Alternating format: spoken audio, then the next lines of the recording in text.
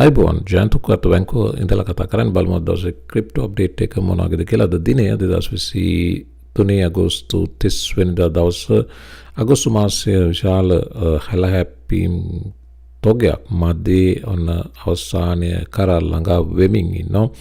ඉතින් අගෝස්තු 30 වෙනිදා වෙනකොට අගෝස්තු 1 වෙනිදා ක්‍රිප්ටෝ සම්බන්ධයෙන් තිබ්බ පික්චර් එකට වඩා හාත්පසින් වෙනස් පික්චර් එකක් ක්‍රියේට් වෙලා තිනවා. ඉතින් ඒ නිසාම මාකට් එක මේ ගෙවෙන පැය 24 ලොකු ප්‍රතිචාරයක් දැක්වුවා. මේ මොහොත වෙනකොට ස්ලයිට්ලි ඒ එක්සයිට්මන්ට් එක ගිලිහෙමින් ගියත් මේ තියෙන මේ අවර් එකේ තත්ත්වය. නමුත් මේ ගෙවෙන පැය 24 ක්‍රිප්ටෝ වල තත්ත්වය උඩු යටිකුරු වුණා.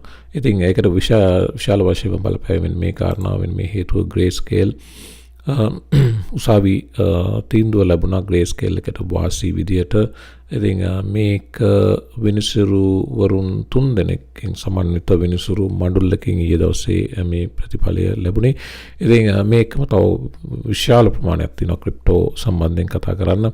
ගඟ ගලනවා වගේ ක්‍රිප්ටෝ නිවුස් එනවා. ඉතින් මම පුළුවන් තරම් මේ වීඩියෝස් දෙක ඇතුළට දාන්න උත්සාහ කරනවා. තොරතුරු සියල්ල අවසන් වෙනකම් බලන්න ඔයාලට ඉම්පෝටන්ට් තොරතුරු ලැබෙවි.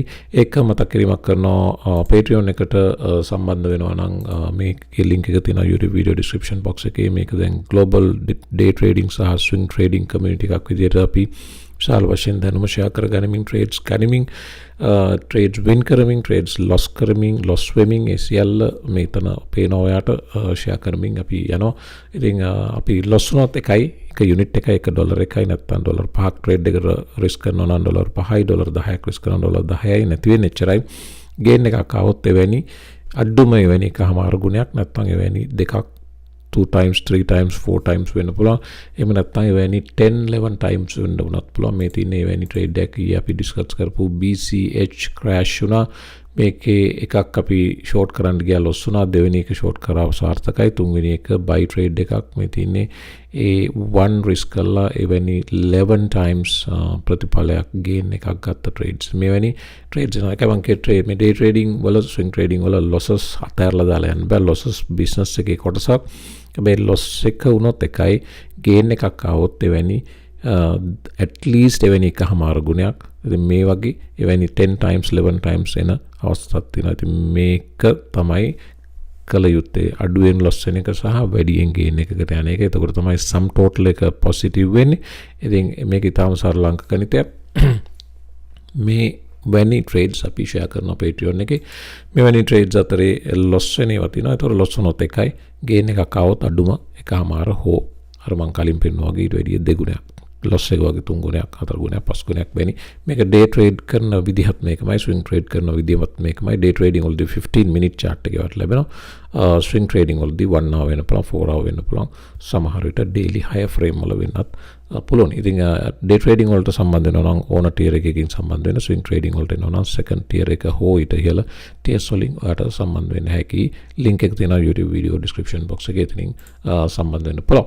ඉතින් මේක තමයි දැන් crypto picture එක. අපි එනවා නම් GRAYsCALE කතාවට. Bitcoin surges after GRAYsCALE wins appeal against SEC. මේ වෙනකොට Bitcoin බැලුවොත් price එක Bitcoin price එක මේ තියෙන්නේ 15 minute chart එකේ මම දාන්න හේතුව මේ price variations වල පේනවා. price එක highest level එක reach කරා ඊයේ දවසේ $28,142 දක්වා. මේ මොහොත වෙනකොට 27,350ට වගේ ඇවිල්ලා තිනවා.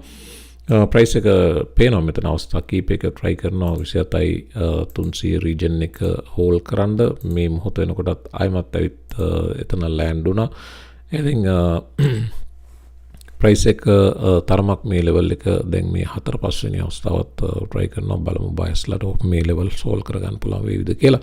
ඉතින් coming back to GRAYsCALE story. SEC එකත් එක්ක legal battle එක තිබ්බ එක පාර්ශ්වයක් තමයි GRAYsCALE. GRAYsCALE කියන්නේ ලෝකෙ ලොකුම Bitcoin සහ crypto trust fund එක පසුගිය bear market එකේ මේ trust fund එකේ Bitcoin trust එකේ price එක market එකේ Bitcoin price එකත් එක්ක සාපේක්ෂව බලපුවම 48ක් දක්වා value එකකින් වැටුණා Bitcoin trust fund එකේ GRAYsCALE Bitcoin trust fund එකේ share එකේ value එක.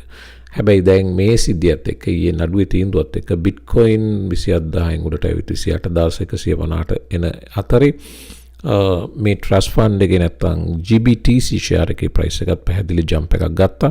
මේ තියෙන GBTC share price එක jump වෙච්ච හැටි ඒ වෙන විට trade වෙමින් තිබේ $17.73 price එක පැන්න 21 දක්වා මේ GBTC ගැන කිව්ව නිසා මතක් කරනවා නම් GBTC පසුගිය කාලේ ලොකු drop එකක් මෙන්න මෙවැනි massive drop එකකට ගිහින් තිනවා මේ ඔයාලට පේනවා නම් මේ inverse head and shoulder pattern එක මේක මේ දැන් ඒ වඳ එකක් නෙවෙයි මේක මගේ ඕනනම් පසුගිය videos වලට ගිහලා බලන්න මේ left shoulder right shoulder head මේ chart pattern එක මම දාලා පෙන්නවා මේ support එකක් උඩ හැදෙන්නේ මේක definitely breakout bullish breakout pattern එකක් කියලා.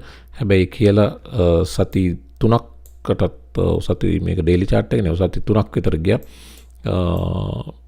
දැන් වල පේනවා ඒක පැනපු පැනිල්ල ඊයේ නැවත price එක $22 දක්වා jump එකක් කරන් තියෙනවා. ඉතින් මෙවැනි pattern සම්බන්ධ අදහසක් තියෙනවා නම් ඔයාලට මේවා සාමාන්‍යයෙන් ගෙස් කිරීමේ නැත්නම් මේ patterns අඳුනාගෙන මේ market reverse වෙන හැටි ගැන අවබෝධයක් ගැනීමේ chance එකක් තියෙනවා. ඉතින් ඒක නෙමෙයි අපි කියන්නේ මම කියන්නේ මේ GBTC මේ පසුගිය bear market එකේදී මම මේ bottom එකෙන් යම් ප්‍රමාණයක් විශාල ප්‍රමාණයක් නේ සූළුවට එකතු කරා. ඉතින් මම $8.9 area එකනොත් GBTC අරන් තිනවා. දැන් 22 දක්වා price එක jump වෙලා තිනවා. ඉතින් GBTC ගන්න ගොඩක් අය සැකෙන් බයෙන් බැලුවා හේතුව GBTC වලට මොනවා වෙයිද වගේ දේවල් එක. නමුත් දැන් ඊයේ උසාවි තීන්දුවත් එක්ක ඊටාම පොසිටිව් තැනකට GBTC නැවත ඇවිත් තියෙනවා. විතරක් නෙමෙයි මාකට් එකේ GBTC මේ තියෙන GBTC ගැන කතරී Twitter එක පුරාවට GBTC the district court circuit rule 3-0 නැත්නම් ජජස්ලා තුන්දෙනාම in favor of GRAYsCALE තීන්දුව දුන්න බවත් SEC එකට විරුද්ධව මේ තීන්දුව ප්‍රකාශ කර බවත් මෙතනදී ගොඩක්ම සඳහන් SEC එක කිව්වේ මේ futures වලට futures BT මොනවද කියන්නේ Bitcoin futures ETF එකකට approval එක දුන්නාට spot ETF එකට approval එක දෙන්න බෑ කියලා උසාවියෙන් කිව්වා නෑ මේ products දෙකම බොහෝ දුරට එක සමානයි ඒ නිසා ඔයාට එකකට එක විදිහකට සලකන්නයි අනිත් එකට වෙනස් විදිහකට සලකන්නයි අයිතියක් නෑ ඒ නිසා අපි ඔයාගේ decision එක decline කරනවා කියන එක කිව්වේ අහලා බලන්න මේ පුංචි වීඩියෝ ක්ලිප් එක Bloomberg එකේ අහලා බලන්න මේක. How big of a decision is this on GRAYsCALE? It's massive. This has been a years-long pursuit for GRAYsCALE. Remember, it has been fighting the SEC's decision, and now it has the courts in their favor. If you look at the GRAYsCALE Bitcoin Trust, this is the main entity that would face a conversion. This is one of the longest-standing, largest trusts holding Bitcoin, in which retail and institutional investors have been able to gain exposure for many, many years now. You are looking at a discount to net asset value really narrowing here. At this very moment, it stands at about 24% under its net asset value, but මෙතන Bitcoin discount එක ගැන කතා කරනවා මම පේනන chart එක Bitcoin discount එකේ මෙන්න මේක තමයි chart එක මේ තියෙන Bitcoin discount chart එක පසුගිය කාලේ Bitcoin එකේ market value එක මේකේ net asset value එක මේ trust fund එකේ drop වුණා lowest level එක තියෙන්නේ මෙන්න මේ හරිය මේ තියෙන lowest level එක 48.89 2022 දෙසැම්බර් 13 තමයි GBTC lowest level එක lowest discount එක market value එකේ ඒ කියන්නේ කොටිම කියනවා නම් Bitcoin එකක් ගන්න තිබ්බ market එකේ value එකට වැඩි 150කට අඩුවෙන් මේ දෙසැම්බර් වල.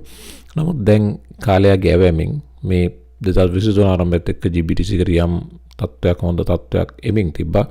ඒක ඊයේ decision එකත් එක්ක එකපාර මේ parabolic jump එකක් අරගෙන ඊයේ 20 තිබ්බේ මම දැන් තමයි මේ දෙක දැක්කේ දැන් 18 දක්වා discount එක අඩු වෙලා තියෙනවා. පසුගිය කාලේ වාට මතක නම් මේක අපි 3 years විතර chart එක change කරලා බැලුවොත් 3 years වල නැත්නම් 5 years වල බැලුවොත් අන්න දැන් වාට පේනවා මේකේ මේ net asset value එක market value එකෙන් drop වුණේ 2021 මාර්තු වගේ එතනින් පස්සේ තමයි මේ positive තියෙන එක negative පැත්තට වැටුනේ ඊට කලින් මේක positive තිබ්බේ මේ market price එකට වඩා GBT share price එකේ value එක net asset value එක 140ක් විතර උඩින් තිබ්බේ ඒක තමයි crash වුණේ 2021 පෙබරවාරි crash වුණාට පස්සේ මාර්තු මුල පෙබරවාරි අග වගේ crash වුණාට පස්සේ 2021 යා. ඒතකොට 2022 2023 අවුරුදු දෙකමාරක් තිබ්බේ negative territory එකේ right දැන් තාමත් negative territory එකේ හැබැයි දැන් සෑහෙන recovery වෙමින් එන බව ඔයාට chart එකේ දකුණු කෙළවර බලුවම් පේනවා. ඉතින් මේකත් මේ නඩු තීන්දුවත් එක්ක සිද්ධ වෙච්ච දෙයක්. දැන් ඊළඟට තියෙන අනිත් case එක තමයි දැන් Bitcoin spot ETF applications දාලා තිනවා මේ කට්ටියම ARK එකෙන් iShares ඊළඟට Bitwise, Vanek, Wisdom Tree, Invesco, Wise Origin, Valkyrie මේකේ මේ BlackRock එකක් තියෙනවා. BlackRock එක වෙන නමකින් ඉන්නේ මෙතන. මේ අයගේ right මේ අයගේ deadlines දැන් ළඟයි.